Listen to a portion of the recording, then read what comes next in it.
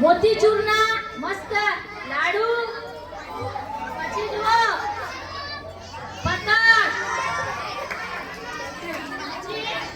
ટીકુડી વગાડ ટીકુડી વગાડ તિલગુડ લાડુ, હા વગાડો તલના લાડુ અને સરસ મજાની ફીરકી અને છેલ્લે પાણીની બોટલ પણ છે.